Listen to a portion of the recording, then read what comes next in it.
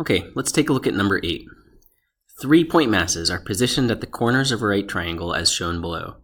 Find the magnitude of the net gravitational force on M2. Before we start that, I just want to draw the forces that every mass feels. And we should say the masses are like in outer space.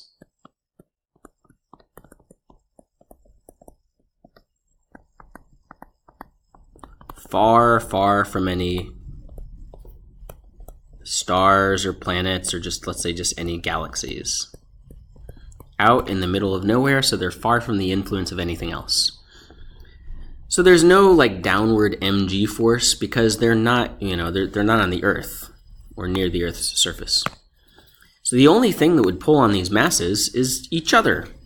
For example, mass 1 right here is getting pulled by attraction toward M2 and is getting pulled by some attraction toward M3. M3 is getting attracted over toward M1 and it's getting attracted toward M2. M2 in turn is getting attracted up. It's getting pulled up by M1. There's an attraction between these two. And it's getting attracted over, pulled over to the right. So what can we call these? Well, maybe we'll call this the force, this right arrow is the force between mass 2 and 3. And this one is the force between 1 and 2. And I'm calling it that. I'm only going to label those two because I don't actually care about these other two masses, right?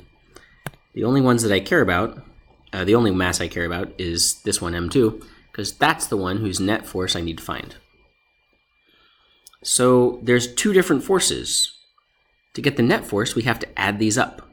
But they're not on the same axis, so we have to add along different axes, which means we're going to need the Pythagorean theorem. But before we get to that, first, let's calculate F12. I plug in the masses, M1, M2, and I divide by the distance between 1 and 2 squared.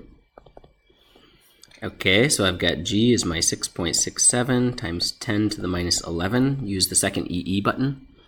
Then M1 is 25, M2 is 39, and their separation is 3 meters, so I square that. And what do I get for F12? We get, let's see, 25, 39. Do this on your calculator with me here. And 3 squared. This comes to 7.2258. 3 times 10 to the minus 9 newtons. Next, I do the same thing with the other force on the mass. F23 also acts on that bottom left mass. And okay, so now it's the mass, that's the force, pardon me. That's the force between mass 2 and mass 3. Okay, so then let me plug in M2 and M3. And I'll divide by the square of the distance between mass 2 and mass 3. Once again, I have the 6.67, second EE, negative 11. And I have, what's M2? That's 39. And M3 is 56. The distance between them is 4.5. And when I calculate this, I get 56 mass. I get 7.1937. And then 185.19 times 10 to the minus 9 newtons. Okay, am I done? Am I finished? Not quite. These are the two forces that act on this mass. But we have to take those two forces and add them tip to tail like we did back in Unit 3. And that's how we find the net force. The net is just the resultant. Tail to tail and tip to tip. And we're adding up these two forces. So how do we find that resultant? We use the Pythagorean theorem. F net squared is going to be this number, 7.22,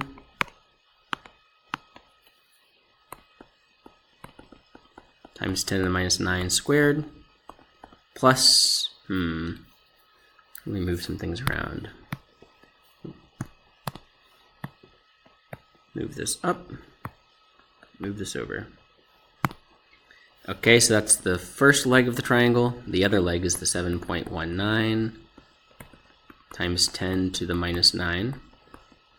And when we solve for F net, we get,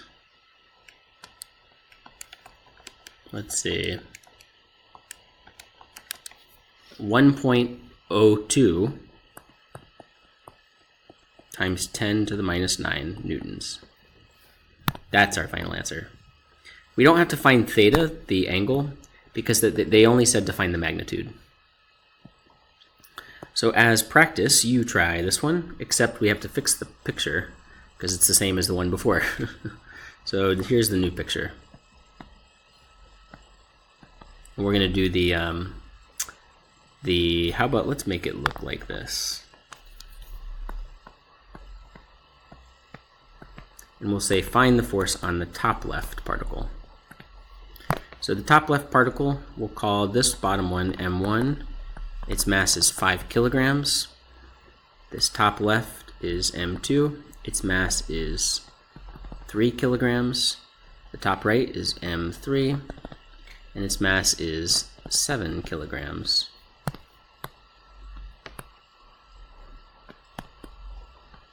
Okay. And now we need some distances.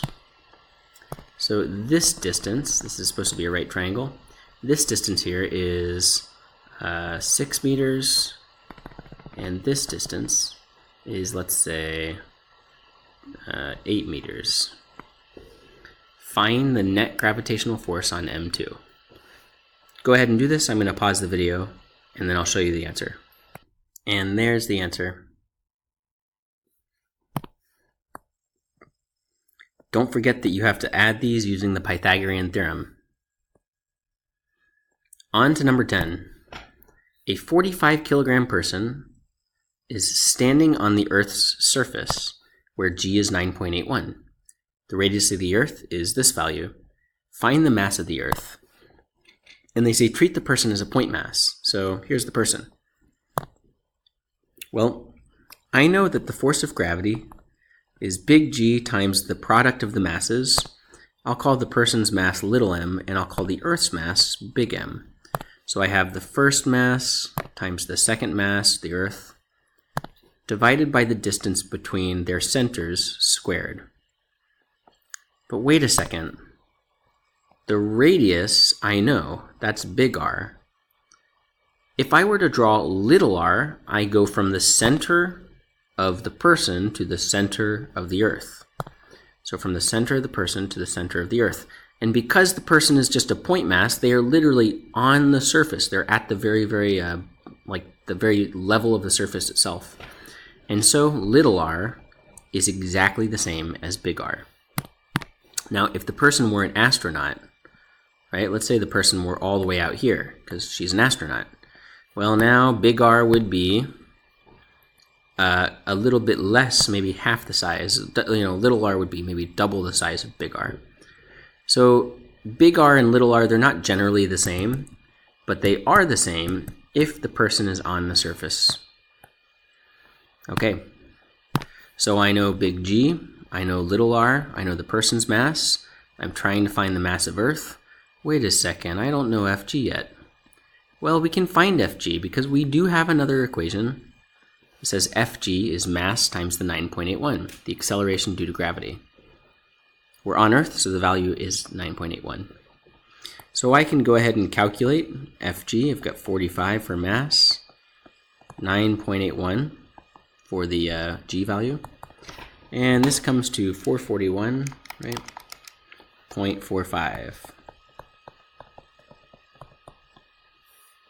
I proceed here. Now I know Fg. It's 441.45. I plug in big G. The mass of the person is 45. Mass of the Earth, big M, I do not plug in. That's my unknown. And I divide by R, like this. And what am I missing? Ah, it's r squared, isn't it? Can't forget the r squared. When I solve for the mass, I get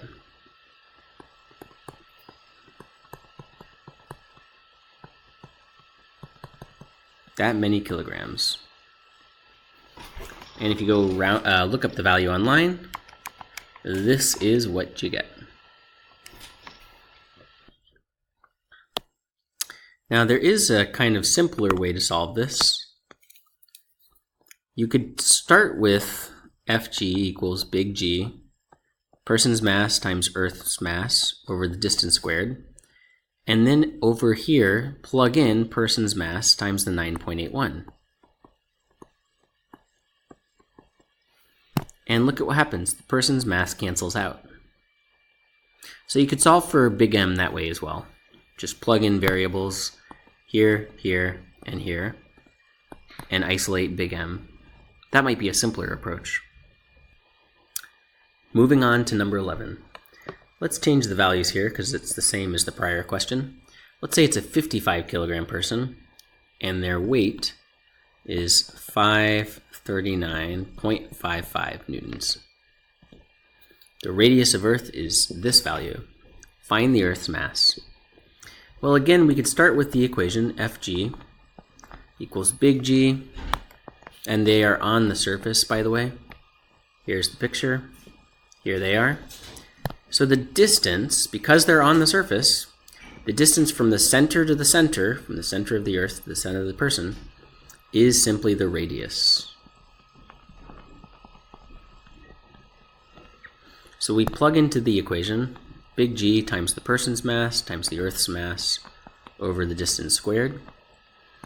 And we actually know the force of gravity because weight is nothing more than a synonym for the force of gravity. We know big G, it's always the same value no matter where you are in the universe.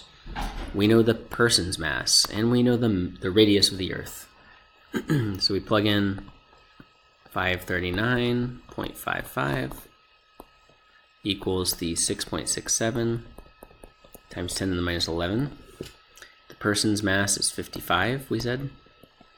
The Earth's mass, that's unknown. And finally, we divide by r squared, and r is the 6.371 times 10 to the 10. When we solve for mass, again we get the 5.97 times 10 to the 24 kilograms. And we better because that's the mass of the Earth. So now, try numbers 12, 13, and then stop at 14.